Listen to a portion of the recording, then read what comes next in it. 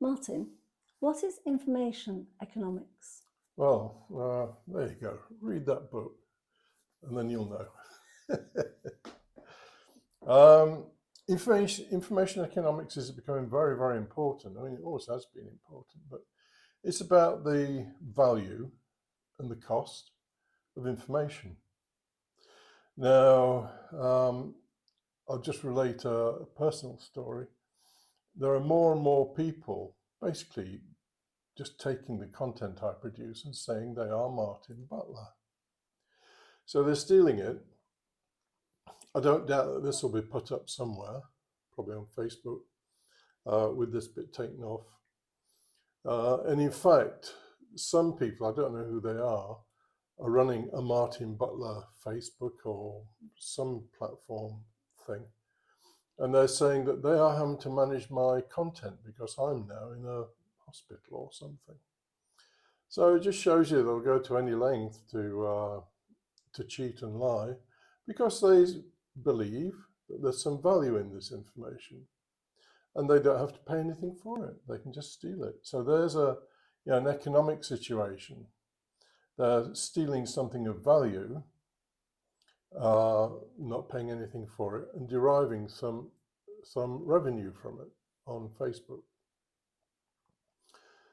Now, one of the strong messages in this book is that as information protection becomes less and less robust, so the value of information will drop and people will stop producing.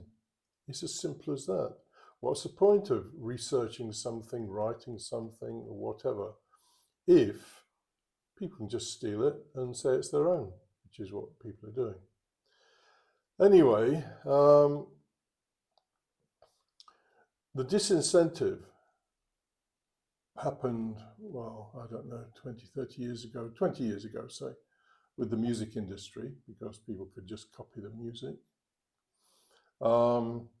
It's now happening with writing books and whatever, because people can just copy it. I've just issued a new book called Conversations with Jelly, and I'm not, for the time being anyway, going to produce a Kindle copy of it because it's just too easy for people to steal it and put it on their blogs or wherever and say, that's mine, that's what I've written. So we're at a stage where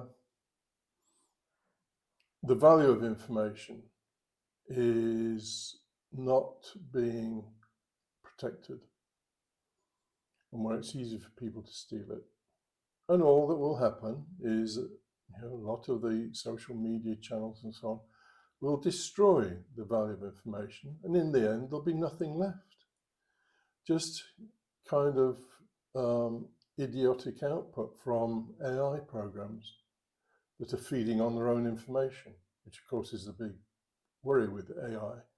It's producing a lot of output, which is then being used as input for either the same or different AI programs. Anyway, the information as a value is easily demonstrated. So let's say that I come to you and say, I have the 5 numbers for next week's lottery. Let's say it's a small lottery. So let's say it's for £1 million or dollars or whatever. And I say to you, you can buy this information from me for $900,000. So that means you would make a profit of 100,000. Now, would you pay $900,000 for dead certain information for next week's lottery, which would deliver $1 million? Would you do that? Well, you'd have to start thinking about risk, wouldn't you?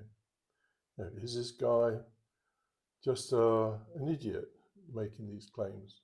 Or can he show that he's done it? And let's say that I can show that I've done it before. You then have to think, well, is he going to be right this time?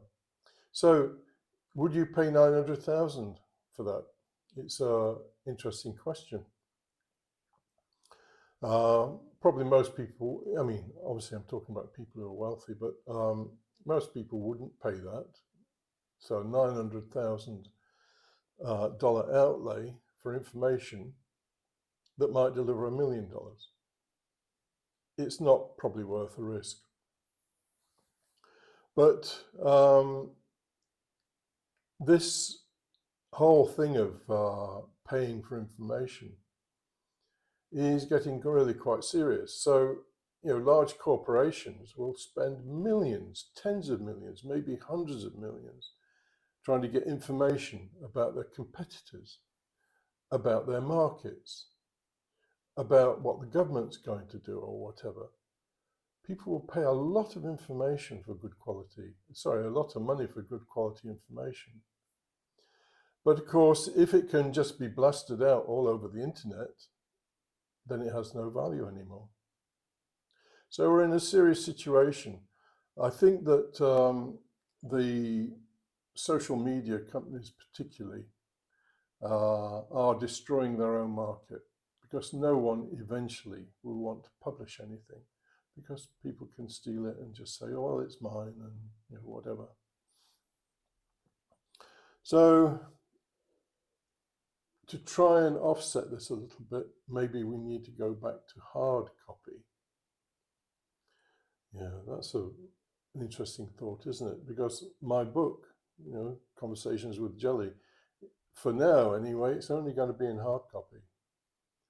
And sure enough, people can buy a copy and then take the information out of it, but it's a lot more work and these people are lazy. So